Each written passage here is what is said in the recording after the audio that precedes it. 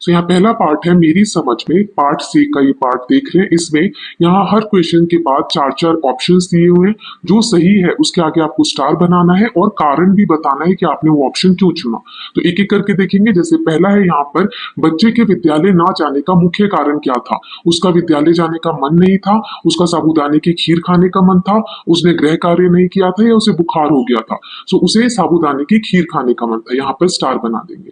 कारण क्या है? बच्चे ने बीमारी का बहाना इसलिए बनाया था ताकि स्कूल जाना ना पड़े और नानी जी उसे साबूदाने की खीर खिलाएं। असली कारण पढ़ाई या बीमारी नहीं बल्कि खाने की लालसा थी। नाउ सेकंड देख लेते हैं। वैसे एक कारण और दिया हुआ है थोड़ा सा चैप्टर में कि उसने होमवर्क भी नहीं किया था, तो वो भी एक डर था कि स्कूल जाएंगे तो डांट पड़ेगी, राइट? तो यहाँ पर भी आप स्टार बना सकते हैं। Now next is second. So कहानी के अंत में बच्चे ने कहा, इसके बाद स्कूल से छुट्टी मारने के लिए मैंने कभी बीमारी का बहाना नहीं बनाया। बच्चे ने यह निर्णय क्यों लिया होगा? घर में रहने के बजाय विद्यालय जाना अधिक रोचक है।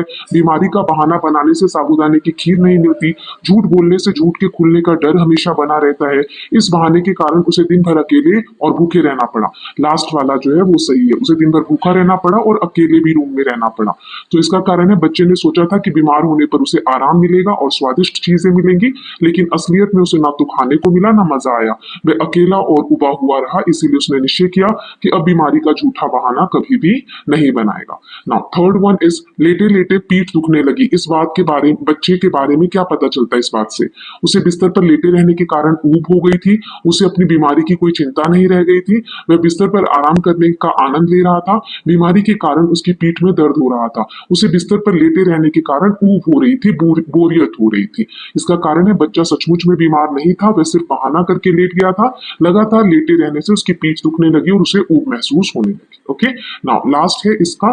सो क्या ठाठ है बीमारों के भी? बच्चे के मन में ये बात क्यों आई? क्योंकि बीमार व्यक्ति को बहुत आराम करने को मिलता है, बीमार व्यक्ति को अच्छे खाने का आनंद मिलता है, बीमार व्यक्ति को विद्यालय नहीं जाना पड़ता है, बीमार व्यक्ति अस्पताल में शांति से लेटा रहता है। तो इसका सही उत्तर है बीमार व्यक्ति को बहुत आराम करने को मिलता है। कारण, बच्चे ने कल्पना की थी, उसे लगा था कि बीमार लोगों को आराम मिलता है, स्कूल नहीं जाना पड़ता और उन्हें अच्छा खाना भी मिलता है। इसी सोच के कारण उसके मन में यह विचार आया कि बीमारों के भी ठाठ होते हैं। नाउ नेक्स्ट क्वेश्चन देख लेते हैं। तो यहाँ पर मिलान करना है, सही जो मीनिंग है उसे मिलाना है। ठीक है, तो जैसे साबूदाने का मतलब क्या होता है? तो ये साबू नामक वृक्ष के तने का गूदा, साबूदाना, ये पहले आटे के रूप में होता है, फिर कूट कर दानों के रूप में इसे सुखा लिया जाता है। ऐसे ही वार्ड मतलब क्या होता है? तो ये सारे मैंने यहाँ पर बता दिए, आप इसको मैच कर सकते हैं। साबूदाने का यहाँ पर मैं सिर्फ आंसर लिख देती हूँ, एट्थ है। देन वार्ड मतलब होता है ये फर्स्ट, किसी विशिष्ट कार्य के लिए घेर कर बनाया हुआ स्थान। जैसे हॉस्पिटल में अलग अलग वार्ड्स होते हैं, अलग अलग रूम्स होते हैं, उसे कहा जाता है। फिर नर्स इसका आंसर है नाइन्थ वाला, वह व्यक्ति जो रोगियों, घायलों या वृद्धों आदि की देखभाल करे उसे हम नर्स कहते हैं। फिर रजाई, तो यहाँ पर सेकंड वाला है, एक प्रकार की जाड़े का ओढ़ने का जिसका कपड़ा दोहरा होता है और इसमें रुई भरी होती है। देन थर्मामीटर, तो इसका मीनिंग है शरीर में तापमान, जैसे बुखार नापने का छोटा सा एक यंत्र होता है। काढ़ा, तो ये फोर्थ वाला है, कई तरह की जड़ी बूटियों और औषधियों को उबालकर उसे रस से बना पेय होता है। इसे सर्दी, जुकाम, खांसी, बुखार और पाचन से जुड़ी समस्याओं में लाभदायक माना जाता है। देन ड्राई क्लीनर, ये पांचवा वाला, रेशमी, ऊनी, मलमल जैसे नाजुक कपड़ों को पानी, साबुन और डिटर्जेंट के बिना मशीनों से साफ करने वाला व्यक्ति। देन ताजमहल, उत्तर प्रदेश के आगरा शहर में स्थित 17वीं सदी में निर्मित एक विश्व प्रसिद्ध स्मारक जो सफेद संगमरमर का बना हुआ है। अरहर एक दाल है जिसे तुअर भी कहते हैं। ओके, तो ये आप मैच कर लीजिएगा, यहाँ पर मैंने नंबर्स लिख दिए हैं। नाउ नेक्स्ट है पंक्तियों पर चर्चा। पाठ में से चुनकर कुछ पंक्तियां नीचे दी गई है, इन्हें ध्यान से पढ़ना है, विचार करना है और इसका अर्थ आपको क्या समझ में आया वो लिखना है। जैसे पहला है, मैंने सोचा बीमार पड़ने के लिए आज का दिन बिल्कुल ठीक रहेगा, चलो बीमार पड़ जाते हैं। तो इसका क्या अर्थ निकला? सो यह बच्चा बीमारी का झूठा बहाना बनाने का निश्चय करता है। उसे स्कूल जाने का मन नहीं था और होमवर्क भी अधूरा था, इसीलिए उसने जानबूझकर बीमारी का नाटक करने का फैसला किया। इसका भावार्थ यह है, बच्चा पढ़ाई से बचने के लिए बीमारी का बहाना बनाना चाहता है। देन नेक्स्ट है, देखो उन्होंने एक बार भी आकर नहीं पूछा कि तू क्या खाएगा। पूछते तो मैं साबूदाने की खीर ही तो मांगता, कोई ताजमहल तो नहीं मांग लेता। लेकिन नहीं, भूखे रहो, इससे सारे विकार निकल जाएंगे। विकार निकल जाए बस, चाहे इस चक्कर में तुम खुद शिकार हो जाओ। तो इसका अर्थ क्या हमें समझ में आया? यहाँ बच्चा गुस्सा और निराशा में है। वह उम्मीद करता था कि बीमारी का नाटक करने पर उसे स्वादिष्ट चीजें जैसे खीर खाने मिलेगी, पर नाना जी नानी जी ने दवा तो दी लेकिन खाना नहीं दिया। इसका भावार्थ ये, बच्चा भूख से परेशान है और उसे लगता है कि बड़े लोग बस नियम नियम के नाम पर उसे तकलीफ में डाल रहे हैं। नियम बता रहे थे ना कि सारे जो दोष है, सारी जो तकलीफ है भूखे रहने से ठीक हो जाएंगी। देन नेक्स्ट है यहाँ पर सोच विचार के लिए, यहाँ पर कुछ क्वेश्चंस दिए हैं, एक एक करके आंसर करेंगे। तो पहला है, चलिए एक एक करके क्वेश्चन देखते हैं। देन अस्पताल में बच्चे को कौन कौन सी चीजें अच्छी लगी और क्यों? बच्चे को अस्पताल का साफ सुथरा वातावरण, बड़ी खिड़कियां, बाहर झूमते पेड़ और शांति बहुत अच्छी लगी। वहां ना उसे ट्रैफिक का शोर दिखा, ना मच्छर मक्खी, इसीलिए उसे अस्पताल का माहौल बहुत अच्छा लगा। द नेक्स्ट क्वेश्चन इज, कहानी के अंत में बच्चे को महसूस हुआ कि उसे स्कूल जाना चाहिए था। आपको लगता है उसका निर्णय सही था और क्यों? हाँ, उसका निर्णय सही था क्योंकि घर पर झूठी बीमारी का बहाना बनाकर वह भूखा और उबा हुआ रहा। स्कूल जाता तो दोस्तों के साथ खेलता और पढ़ाई भी कर लेता। देन नेक्स्ट क्वेश्चन देखते हैं, जब बच्चा बीमार पड़ने का बहाना बनाकर बिस्तर पर लेटा रहा तो उसके मन में कौन कौन से भाव आ रहे थे? मन में होने वाले जो उत्पन्न हो रहे थे विकार, वो सोच विचार को भाव कहते हैं। उदाहरण के लिए क्रोध, दुख, भय, करुणा या प्रेम। तो उसके मन में ऊब, गुस्सा, उदासी, जलन, लालच, पछतावा ऐसे भाव आ रहे थे। कभी वह खाने की कल्पना करता, कभी दोस्तों और स्कूल को याद करता था। देन नेक्स्ट क्वेश्चन इज, कहानी में बच्चे ने सोचा था कि ठाठ से साफ सुथरे बिस्तर पर लेटे रहो, साबूदाने की खीर खाते रहो। आपको क्या लगता है असल में बीमार हो जाने और इस बच्चे की सोच में कौन कौन सी समानताएं और अंतर होंगी? आप अपने अनुभव के आधार पर इसका आंसर लिख सकते हैं। समानता यह है कि बीमार व्यक्ति को आराम और हल्का खाना जैसे खीर मिल सकता है। अंतर यह है कि असल में बीमार व्यक्ति को कमजोरी, दवा और तकलीफ भी झेलनी पड़ती है, जबकि बच्चे ने सोचा था बीमार होना केवल मजेदार है। देन नेक्स्ट क्वेश्चन इज, नाना जी और नानी जी ने बच्चे को बीमारी की दवा दी, उसे आराम करने को कहा, बच्चे को खाना नहीं दिया गया। क्या आपको लगता है कि उन्होंने सही किया? आपको ऐसा क्यों लगता है? हाँ, उन्होंने सही किया। परंपरा अनुसार, मतलब जैसा चलता चला आ रहा है, बीमारी या पेट खराब होने पर उपवास या हल्का आहार देने से स्वास्थ्य जल्दी सुधरता है। वे चाहते थे कि बच्चा आराम करे और स्वस्थ हो। देन नेक्स्ट है अनुमान और कल्पना से। यहाँ पर आपको कल्पना करनी है और आंसर देने हैं। पहला क्वेश्चन देख लेते हैं, एक एक करके सभी देखेंगे। कहानी के अंत में बच्चा नाना जी नानी जी को सब कुछ सच सच बताने का निर्णय कर लेता है। तो कहानी में क्या होता अगर वो ऐसा निर्णय कर लेता? तो यहाँ पे हिंट दिया है, उसका दिन कैसे बदल जाता, उसकी सोच और अनुभव कैसे होते। इसका उत्तर है, अगर बच्चा सच बता देता तो नाना जी नानी जी उसे माफ कर देते, उसे हल्का खाना मिल जाता और वे भविष्य में बहानेबाजी ना करता, उसका दिन खुशहाल हो जाता और वह ईमानदारी की सीख लेता। देन नेक्स्ट, अगर कहानी में बच्चे की नानी जी के स्थान पर आप है, आप सारे नाटक को समझ गए लेकिन चाहते हैं कि बच्चा सारी बात आपको स्वयं बता दे, अब आप क्या करेंगे? इस सवाल में आपको नानी जी की जगह लेकर सोचना है और एक मनोरंजक योजना बनानी है जिससे बच्चा आपको स्वयं सारी बातें बता दे। तो उत्तर, मैं बच्चे से प्यार से बातचीत करूंगा या करूंगी, यहाँ पे करूंगी होगा क्योंकि नानी जी की तरह में बनना है। उसे हल्के फुल्के प्रश्न पूछूंगी, कोई मजेदार खेल या शर्त रखूंगी ताकि वे खुद सच बोल दे। सच बोलने पर मैं उसे छोटी सी ट्रीट भी दूंगी। ट्रीट हो सकता है खीर बना के खिला दे। देन नेक्स्ट है, कहानी में बच्चे के स्थान पर आप हैं और घर में अकेले हैं। अब आप ऊबने से बचने के लिए क्या क्या करेंगे? मैं किताब पढ़ूंगा, चित्र बनाऊंगा, संगीत सुनूंगा, डायरी लिखूंगा या हल्का सा खेल खेलूंगा, कोई लाइट प्ले। इससे समय अच्छा कटेगा और ऊब नहीं होगी।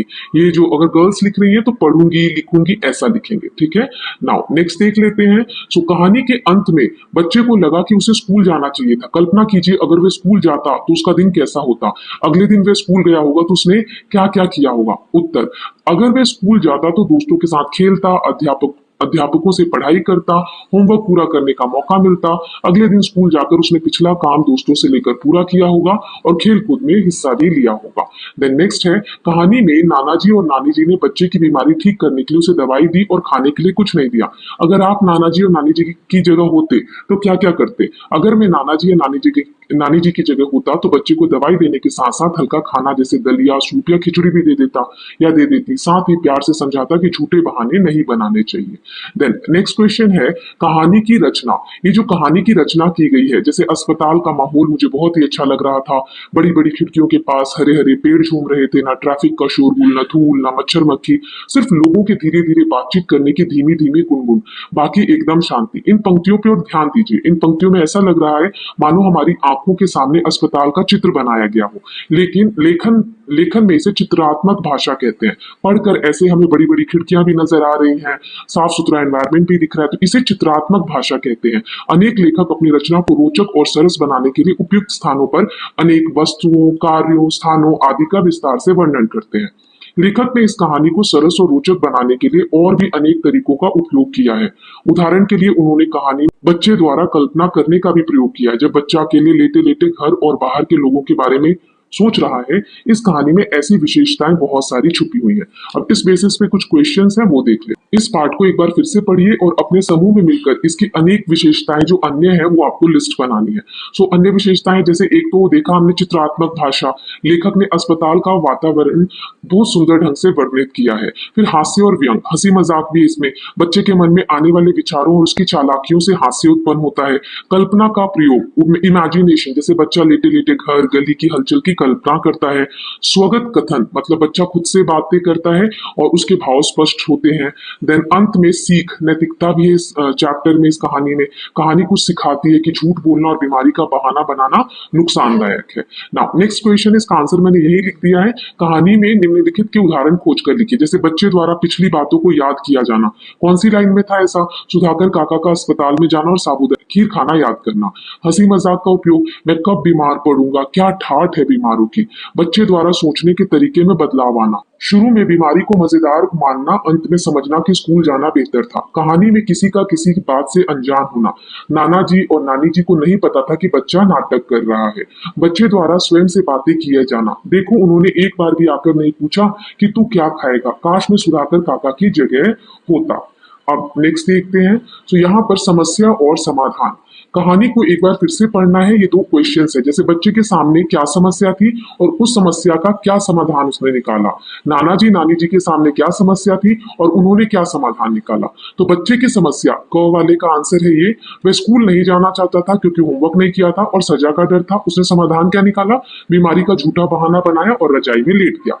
नाना जी और नानी जी की समस्या क्या थी? उन्हें लगा कि बच्चा सचमुच बीमार है, तो उन्होंने क्या समाधान निकाला? ये दूसरे वाले का आंसर है, उन्होंने उसे दवा दी, काढ़ा पिलाया और खाने से मना करके आराम करने को कहा। ना यहाँ पर है शब्द से जुड़े शब्द, जैसे बीमार जो शब्द होता है इससे रिलेटेड वर्ड है काढ़ा, काढ़ा पीते हैं जब हम बीमार होते हैं। तो ऐसे और वर्ड्स पार्ट में जो है उन्हें चुनकर लिखना है। तो यहाँ मैंने दे दिया, जैसे दवा लिख सकते हो आप एक में, ठीक है, ये मैंने यहाँ दे दिए। पुड़िया, कड़वी दवा की पुड़िया, थर्मामीटर, बुखार, रजाई, ऐसे बहुत से वर्ड्स दिए हुए हैं चैप्टर में। ना नेक्स्ट है खोजबीन। सो कहानी में से हमें वो वाक्य ढूंढ कर लिखने हैं जिनसे हमें पता चलता है, पहला, कहानी में सर्दी के मौसम की घटनाएं बताई जा रही है, क्योंकि रजाई से निकला ही नहीं मैं, ये लिखा था। वहां पर रजाई कब ओढ़ी जाती है? जब ठंड हो, तो ठंड के मौसम की बात हो रही है। लेटे लेटे पीठ दुखने लगी, अब ये रजाई के साथ ही वाला स्टेटमेंट था। बच्चे को बहाना बनाने के परिणाम का आभास हो गया, इसके बाद स्कूल से छुट्टी मारने के लिए मैंने बीमारी का बहाना कभी नहीं बनाया। इस स्टेटमेंट से हमें ये पता चलता है। बच्चे को खाना पीना बहुत प्रिय है, अचानक मुझे भूख सी लगी, गर्मा गर्म खस्ता, कचौरी, गोलगप्पे और सबसे ऊपर साबूदाने की खीर, ये लाइन लिखी हुई थी, इससे पता चलता है। बच्चे को स्कूल जाना अच्छा लगता है, आखिर कब तक कोई पड़ा रह सकता है, इससे तो स्कूल चला जाता तो ही ठीक रहता, सजा मिलती तो मिल जाती। तो ये स्टेटमेंट्स थे जो आपको ढूंढकर लिखने थे। नाउ शीर्षक, शीर्षक मतलब होता है जो कहानी का टाइटल है। आपने जो कहानी पढ़ी उसका नाम है नहीं होना बीमार है। आप अपने समूह में चर्चा करके लिखिए इस कहानी का यह नाम उपयुक्त है या नहीं, मतलब इस कहानी का ये नाम सही है या नहीं, और क्यों आप बता रहे हैं ऐसा है या नहीं, तो उसका कारण भी बताना है। यदि आपको इस कहानी का कोई अन्य नाम देना हो तो आप क्या देंगे, आपने नाम क्यों सोचा ये भी बताना है। तो पहले का उत्तर हो जाएगा क्योंकि बच्चा बीमारी का बहाना बनाकर बहुत परेशान हुआ, भूखा रहा और ऊब गया, अंत में उसने निश्चय किया अब कभी बीमारी का बहाना नहीं बनाऊंगा, इसीलिए जो कहानी का नाम है वो बिल्कुल उपयुक्त है, सही है। सेकेंड है, अगर मुझे नाम देना होता तो बीमारी का बहाना नाम दिया जा सकता है, क्योंकि पूरी कहानी इसी बहाने और उसके परिणाम पर आधारित है। ठीक ना, नेक्स्ट देख लेते हैं। यहाँ है अभिनय। अब यहाँ पर जो नाटक होते हैं स्कूल में, प्ले वगैरह किए जाते हैं, तो इसमें से कुछ संवाद नीचे दिए गए हैं आपको स्टोरी में से, उसे आपको जैसे अभिनय करते हैं, एक्टिंग करते हैं, वैसे करके बोलना है और आपस में प्रैक्टिस करनी है। जैसे बुखार आ गया, मैंने कराहते हुए कहा, तो आप उस टोन में इन सेंटेंसेस को बोल सकते हो, तो आपको खुद ही करना है। नाउ नेक्स्ट है चेहरों पर मुस्कान, मुंह में पानी। सो इस कहानी में अनेक रोचक घटनाएं हैं जिन्हें पढ़कर चेहरे पर हंसी आ जाती है, मुस्कान आ जाती है। इस कहानी में किन बातों को पढ़कर आपके चेहरे पर भी मुस्कान आ गई थी, उन्हें रेखांकित कीजिए। जैसे जब बच्चा सोचता है काश सुधाकर काका की जगह मैं होता, तो यहाँ पर हमें हंसी आई। जब थर्मामीटर टूट गया पर मिला ही नहीं, ये हो गया। देन सेकंड क्वेश्चन है, इस कहानी में किन वाक्यों को पढ़कर आपके मुंह में पानी आ गया था, उन्हें रेखांकित कीजिए। तो इसका आंसर है, अरहर की दाल में हींग, जीरे का बघार और ऊपर से बारीक कटा हरा धनिया और आधा चम्मच देसी घी, गर्मा गर्म खस्ता कचौरी, गोलगप्पे, बेसन की चक्की, मावे की बर्फी। देन ये दोनों स्टेटमेंट इसके हैं। इन्हें रेखांकित करने के लिए आप किसी अन्य रंग का उपयोग कर सकते हैं। आपको चैप्टर में हाईलाइट करना है, मैंने यहाँ पर बता दिया, आप अंडरलाइन कर सकते हैं। नाउ नेक्स्ट है लेखन के अनोखे तरीके। मैं बिना आवाज किए दरवाजे तक गया और ऐसे झांक कर देखने लगा जिससे किसी को पता ना चले कि मैं बिस्तर से उठ गया हूँ। इस बात को कहानी में इस प्रकार विशेष रूप से लिखा गया है, दबे पांव दरवाजे तक गया और चुपके से झांक कर देखा। इस जो सेंटेंस है इसका मतलब ये इतना बड़ा है, लेकिन सेंटेंस को कितने अच्छे से लिखा गया, छोटे में बड़ी बात कहना। इस कहानी में अनेक स्थानों पर वाक्यों को विशेष ढंग से लिखा गया है। साधारण बातों को कुछ अलग तरह से लिखने से लेखक की या लेखन की सुंदरता बढ़ जाती है। नीचे ऐसे ही कुछ वाक्य लिखे गए हैं जो कहानी में से ढूंढने हमें कि इन बातों को कैसे लिखा गया है। तो ये मैं आगे 6 के 6 लिख दिया मैंने, यहाँ पर आप देख सकते हैं। जैसे पहला था, ऐसे लगा मानो हमें देखकर सुधाकर काका खुश हो गए। तो ये चैप्टर में लिखा है, हमें देखकर सुधाकर काका जैसे खुश हो गए हूँ। खिड़कियां बहुत बड़ी थी और उनके बाहर हरे पेड़ हवा से हिल रहे थे। बड़ी बड़ी खिड़कियों के पास हरे हरे पेड़ झूम रहे थे। वहां केवल लोगों के फुसफुसाने की आवाजें आ रही थी। सिर्फ लगा कि धीरे धीरे बातचीत करने की धीमी धीमी गुनगुन। फुसफुसाने की आवाजों के सिवा वहां कोई आवाज नहीं थी, बाकी एकदम शांत थी। बीमार लोगों के बहुत मजे होते हैं, क्या ठाठ हैं बीमारों के भी। मैं झूठ मूठ बीमार पड़ जाता हूँ, मैं कब बीमार पड़ूंगा। तो ये आपके क्वेश्चन वाले स्टेटमेंट्स हैं और ये जो हमें बुक में से ढूंढना था वो नीचे मैंने आंसर में लिखे हैं। ओके, नाउ नेक्स्ट पार्ट देख लेते हैं, विराम चिन्ह। देखे, नाना जी ने रजाई हटाया, मेरा माथा छुआ, पेट देखा और नब्ज देखने लगे। इस बीच नानी जी भी आ गई। क्या हुआ, नानी जी ने पूछा। पिछले पृष्ठ पर दिए गए वाक्यों को ध्यान से देखिए। इन वाक्यों में आपने कुछ शब्दों के पहले या बाद में कुछ चिन्ह दिखाई दे रहे हैं, इन्हें हम विराम चिन्ह कहते हैं। जैसे क्वेश्चन मार्क है ना, एक्सक्लामेटरी, कॉमा, ये होते हैं। सो अपने समूह के साथ मिलकर इन विराम चिन्हों की कहानी में आपको ढूंढना है और ध्यान पूर्वक देखकर समझिए कि इनका प्रयोग हम कब और कहाँ करते हैं। और नीचे ये कॉलम दिए गए, इसमें फिल करना है। जैसे पूर्ण विराम इस तरीके से लगाते हैं लास्ट में, ठीक है, जब वाक्य समाप्त होने लगता है। नानी जी चली गई तो लास्ट में लगाएंगे। फिर अल्प विराम मतलब कॉमा, इस तरीके से जब सूची या क्रम में वस्तुओं को अलग अलग करने के लिए कहा जाए। जैसे अरहर की दाल में हींग, जीरे का बघार और ऊपर से बारीक कटा हरा धनिया, फिर आधा चम्मच देसी घी से पहले यहाँ लगा हुआ है। फिर प्रश्नवाचक, जब क्वेश्चन पूछा जाए, है ना, प्रश्न पूछने वाले वाक्य में क्या हुआ, इस तरीके से। अब कैसा है सिर दर्द, इस तरीके से। विस्मय आदि बोधक चिन्ह मतलब ये जब आश्चर्य होता है, खुशी होती है, गुस्सा आता है, तभी भाव प्रकट करने के लिए यूज होता है। देखो, यहाँ पर लिखा है, देखो उन्होंने एक बार भी आकर पूछा नहीं कि तू क्या खाएगा, और यहाँ प्रश्न चिन्ह भी है। उदाहरण चिन्ह मतलब किसी के बोल संवाद दिखाने के लिए, मैं आज बीमार हूं, जैसे 2 इन्वर्टेड कॉमा है, ये इस तरीके से यहाँ लगे हुए हैं, तो इन्हें हम कहते हैं उदाहरण चिन्ह। आवश्यकता हो तो इस प्रश्न का उत्तर पता करने के लिए आप परिजनों, शिक्षकों, पुस्तकालय या इंटरनेट की सहायता ले सकते हैं। ऑलरेडी मैं आपको दिखा चुकी हूँ। नाउ नेक्स्ट है, कैसी होगी गली। मुझे बड़ी तेज इच्छा हुई कि इसी समय बाहर निकलकर दिन की रोशनी में अपनी गली का चहल पहल देखूं। आपने कहानी में बच्चे के घर के साथ वाली गली के बारे में बहुत सी बातें पढ़ी। उन बातों और अपनी कल्पना के आधार पर उस गली का एक चित्र बनाइए। आपको चित्र बनाना है, जैसे एक दुकानें बना सकते हैं जिसमें चंद्र भाई ड्राई क्लीनर कपड़े कर रहे होंगे, तेजा राम जो है दुकान पर ग्राहकों के साथ बैठे होंगे, महेश घी सेंटर पर दूध मलाई का भगोना चढ़ा होगा, बच्चे खेलते कूदते होंगे और टेलीफोन की तारों पर चिड़िया चहचहा रही होगी। ये गली जीवंत, शोरगुल और रोजमर्रा की रौनक से भरी होगी। तो आप चित्र बनाने की कोशिश कर सकते हैं ना, बच्चे जैसे खेल रहे हैं, तो आप लोग ये ड्रॉ कर सकते हैं खुद से ना। नेक्स्ट है पार्ट से आगे आपकी बात। यहाँ पर कुछ प्रश्न है, एक एक करके देखेंगे। जैसा पहला प्रश्न है, बच्चे ने अस्पताल के वातावरण का विस्तार से सुंदर वर्णन किया है, इसी प्रकार आप अपनी कक्षा का वर्णन कीजिए। जैसे हमारी कक्षा बड़ी और रोशनदार रोशनी से भरी हुई है, उसमें खिड़कियां और पंखे लगे हैं, दीवारों पर शैक्षिक चार्ट और चित्र बने हुए हैं, आगे शिक्षक की मेज और ब्लैक बोर्ड है, सभी बच्चे अपनी अपनी मेज कुर्सी पर बैठते हैं, वातावरण अनुशासन और पढ़ाई के साथ साथ हंसी मजाक से भरा होता है। देन दूसरा है, कहानी में बच्चे को घर में अकेले दिन भर लेटे रहना पड़ा था। क्या आप कभी कहीं अकेले रहे हैं? उस समय आपको कैसा लग रहा था? आपने क्या क्या किया था? हाँ, एक बार मैं घर पर अकेला रह गया था। शुरू में थोड़ा डर और ऊब लगी, फिर मैंने किताब पढ़ी, चित्र बनाए और समय काटने के लिए गाना सुना। धीरे-धीरे मुझे अकेलेपन में भी मजा आने लगा। देन नेक्स्ट क्वेश्चन है, कहानी में आम खाने वाले मुन्नू को देखकर बच्चे को ईर्ष्या हुई थी। क्या आपको कभी किसी से या किसी को आपसे ईर्ष्या हुई है? आपने तब क्या किया था ताकि ये भावना दूर हो जाए? सो हाँ, एक बार मेरे दोस्त ने नया खिलौना खरीदा था, तो मुझे थोड़ी ईर्ष्या हुई, लेकिन बाद में हमने साथ खेला और मैंने खुशी खुशी उसकी तारीफ की। जब हम चीजें बांटते हैं तो ईर्ष्या दूर हो जाती है। नाउ नेक्स्ट क्वेश्चन है, कहानी में नाना जी और नानी जी बच्चे का पूरा ध्यान रखने का प्रयास करते हैं। आपके घर और विद्यालय में आपका ध्यान कौन कौन रखते हैं, कैसे? तो इसका उत्तर है, घर में माता पिता दादी जी मेरा ध्यान रखते हैं। वे मुझे समय पर खाना दवा और प्यार देते हैं। विद्यालय में अध्यापक गण मेरा ध्यान रखते हैं, पढ़ाई में मदद करते हैं और गलतियों को सुधारते हैं। देन नेक्स्ट क्वेश्चन इज, आप अपने परिजनों, परिजन मतलब फैमिली मेंबर्स, आप अपने परिजनों और मित्रों का ध्यान कैसे रखते हैं? क्या क्या करते हैं और क्या क्या नहीं करते हैं ताकि उन्हें कम से कम परेशानी हो? सो मैं अपने परिजनों और मित्रों से प्यार से बात करता हूँ, घर के काम में मदद करता हूँ, दोस्तों के साथ झगड़ा नहीं करता और उनकी मदद करता हूँ। इससे उन्हें कोई परेशानी नहीं होती और वे खुश रहते हैं। देन नेक्स्ट है बहाने। सो कहानी में बच्चे ने बीमारी का बहाना बनाया ताकि उसे स्कूल ना जाना पड़े। क्या आपने कभी किसी कारण से बहाना बनाया है? यदि हाँ, तो उसके बारे में बताइए। उस समय आपके मन में कौन कौन से भाव आ जा रहे थे, ये भी बताना है। आप कैसा अनुभव कर रहे थे, ये भी बताना है। फिर दूसरा क्वेश्चन इसी में है, आमतौर पर बनाए जाने वाले बहानों की एक सूची बनानी है आपको। फिर बहाने क्यों बनाने पड़ते हैं, बहाने ना बनाने पड़े इसके लिए हमें क्या क्या कर सकते हैं। मैंने भी कभी कभी होमवर्क ना बनने या खेलने के लिए बहाना बनाया है। उदाहरण, आज सिर दर्द हो रहा है, आज कॉपी भूल गया, आज बुखार है आदि। फिर हम दोनों का होता है, बच्चे की भी पढ़ाई छूटती है और झूठ बोलने की आदत लगती है। परिवार का, क्योंकि वे चिंता में रहते हैं और अनावश्यक परेशान रहते हैं। ठीक है, तो ये सारी चीजें आप लिख सकते हैं। अनुमान, मैं रजाई में पड़ा पड़ा घर में चल रही गतिविधियों का अनुमान लगा रहा था। कहानी में बच्चे ने अनेक प्रकार के अनुमान लगाए हैं। क्या आपने कभी किसी अनदेखे वस्तु पशु पक्षी स्थान आदि के विषय में अनुमान लगाया है? जैसे हम सोचते हैं ना, हम वहां जाएंगे तो वहां ऐसा माहौल होगा या ये चीजें हो रही होंगी। किसके बारे में क्या कब, ये सब विस्तार से आपको बताना है। जैसे पेड़ से आने वाली आवाज सुनकर किसी प्राणी का अनुमान लगाना, कहीं दूर रहने वाले किसी संबंधी रिश्तेदार विषय में सुनकर उनके संबंध में अनुमान लगाना, ऐसा कुछ। तो यहाँ पर आप बता सकते हैं कि आप किस तरीके से अंदाजा लगाते हैं ना।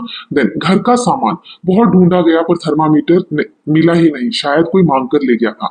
कहानी में बच्चे के घर पर थर्मामीटर, जो बुखार नापने का एक यंत्र होता है, खोजने पर वे नहीं मिल पाता। आमतौर पर हमारे घरों में कोई ना कोई ऐसी वस्तु होती है जिसे खोजने पर वह नहीं मिलती, जिसे कोई मांग कर ले जाता है या हम जिसे किसी से मांग कर ले आते हैं। अपने घर को ध्यान में रखते हुए ऐसी वस्तुओं की सूची बनाई। इन तीनों कैटेगरी में आपको चीजें रखनी है। जैसे मैंने अपनी तरफ से एग्जांपल दी है, जो खोजने पर भी नहीं मिलती, थर्मामीटर, कैंची, रिमोट, सुई धागा। जो मांग कर लाई जाए, जैसे किताबें, कॉपी, टॉर्च, औजार, पाना, हथौड़ी, झाड़ू, बाल्टी। जो आप किसी से मांग कर लाते हैं, चीनी, चाय पत्ती, तेल, नमक, बर्तन जैसे थाली, कटोरी, मसाले। ऐसा हो सकता है, ये आपके लिए डिफरेंट हो सकता है। खान पान और आप। अब कहानी में कुछ क्वेश्चन है, इनके आंसर एक एक करके करने हैं। जैसे पहला है, कहानी में सुधाकर काका को बीमार होने पर साबूदाने की खीर दी गई थी। आपके घर में किसी के बीमार होने पर क्या क्या खिलाया जाता है? हल्का और सुपाच्य, जो आसानी से पच सके ऐसा भोजन दिया जाता है। खिचड़ी, दलिया, मूंग दाल का सूप, फल, टोस्ट, कभी कभी साबूदाने की खीर। देन नेक्स्ट क्वेश्चन है, कहानी में बच्चे को बहुत सी चीजें खाने का मन है। क्या आपका क्या क्या खाने का बहुत मन करता है? मुझे समोसा, आलू की टिक्की, पिज्जा, देन आइसक्रीम, चाट, गुलाब जामुन और आलू के पराठे बहुत पसंद है। ये मैंने एग्जाम्पल दिया है, आप लोग अपना अपना आंसर लिखेंगे। कहानी में बच्चा सोचता है कि साबूदाने की खीर सिर्फ बीमारी या उपवास में क्यों मिलती है? आपके घर में ऐसा क्या होता है जो केवल विशेष अवसरों या त्योहारों पर ही बनता है? हमारे घर में गुड़ की जलेबी, गुजिया होली पर बनाई जाती है, सेवैयां ईद पर, लड्डू और पूरी, कचौरी दिवाली और तीज पर, खास मौके पर ही बनती है। देन नेक्स्ट है, कहानी में बच्चा सोचता है कि अगर वह स्कूल जाता तो उसे ठेले पर नमक मिर्च वाले अमरूद खाने को मिलते। आप अपने विद्यालय में क्या क्या खाते पीते हैं? विद्यालय में आपका रुचिकर भोजन क्या है? विद्यालय में मुझे टिफिन में मिलने वाली आलू की सब्जी, पूरी, चटनी के साथ पराठे और कभी कभी कैंटीन से मिलने वाले समोसे और बर्गर बहुत अच्छे लगते हैं। इस कहानी में भोजन से जुड़ी बच्चे की कई रोचक बातें बताई गई हैं। आपके बचपन की भोजन से जुड़ी कोई विशेष याद है जिसे आप अब भी याद करते हैं? मुझे याद है कि जब दादी जी ठंड के दिनों में ताजा गाजर या का हलवा बनाती थी, उसकी खुशबू पूरे घर में फैल जाती थी और हम सब बच्चे बेसब्री से उसका इंतजार करते रहते थे। देन नेक्स्ट है, कहानी में बच्चा भोजन की सुगंध से रजाई फेंककर रसोई में झांकने लगा। क्या आपके साथ कभी ऐसा हुआ है कि घर में किसी विशेष खाने की सुगंध से आप भी रसोई में जाकर तुरंत देखना चाहते हो कि क्या पक रहा है? आपको किस किस खाने की सुगंध सबसे अधिक पसंद है? हाँ, कई बार घर के पकवान की सुगंध आते ही मैं भी रसोई में दौड़ जाता हूँ। मुझे पराठों पर लगते ही घी की महक, मसाला चाय की खुशबू, पकौड़े और खस्ता कचौड़ी की सुगंध और गर्मा गर्म हलवे की महक बहुत पसंद है। देन नेक्स्ट क्वेश्चन इज आज की पहेली। अब लास्ट में चैप्टर की कुछ पहेलियां दी गई हैं, जैसे इनके आंसर मैंने लिख दिया है। रोटी जैसा होता है ये पर आलू से भरा भरा, घी तेल साथी है इसके, दही चटनी से हरा भरा। तो इसका आंसर है पराठा। ये मैंने लिख दिया है। फिर है दाल चावल का मेल है ये भारत में, तुम इसे पाओ दक्षिण में खूब बनता है, चटनी सांबर संग खाओ, गोल तिकोना इसका आकार, गरम गरम तुम इसे बनाओ, कौन सा व्यंजन होता है बोलो बोलो नाम बताओ। इडली। नाश्ते का ये बड़ा है खास, महाराष्ट्र में इसका वास, मिर्च मसाले से भरपूर, संग बटाटा भी मशहूर, चटपटी चटनी लगी किसे, पूछो नाम तो खाए इसे। वड़ा पाव। बेसन के बने चौकोर या गोल, गुजरात में बड़ा है बोल, खाने में नर्म पानी भरे, धनिया मिर्ची संग सजे। ढोकला। देन नेक्स्ट इज गोल गोल पानी से भर के चटनी सोट संग इसे खाओ, उत्तर दक्षिण पूरब पश्चिम गली मोहल्लों में भी पाओ, खट्टी मीठी तीखी हाय खाना तो इसे हर कोई चाहे। गोलगप्पा। हरे साग संग मुझको पाओ, मक्खन के संग मुझको खाओ, आटा मेरा हल्का पीला, स्वाद मेरा है बड़ा रंगीला। मक्के की रोटी। आग में पकती हूँ सौंधा सा स्वाद, साथ में खाओ चूरमा, बन जाए फिर बात, गरम दाल से मुझको प्यार, राजस्थान में मैं उपहार। बाटी। गोल गोल और श्वेत रंग का, रस से भरा हुआ है खूब, मीठी दुनिया का महाराजा, चाशनी मीठी डूब डूब। रसगुल्ला। तो ये इसके साथ पहेलियां भी हमने देख लिया, पूरा चैप्टर हमने कंप्लीट कर लिया है। आई होप ये चैप्टर आपको समझ में आया होगा। कोई भी अगर डाउट होते हैं तो आप कमेंट सेक्शन में पूछिएगा। नाउ ये कंटेंट शीट है, आप लोग देख सकते हैं चैप्टर 1 2 3 4 5 यहाँ तक सभी चीजें हमने कंप्लीट कर ली है। नेक्स्ट वीडियो में चैप्टर 6 स्टार्ट करेंगे। गिरिधर कविराय की कुंडलियां कविता है, गिरिधर कविराय की कविता दी गई है, उसको पढ़ेंगे और उसके प्रश्नोत्तर प्रसंग सहित व्याख्या भी देखेंगे।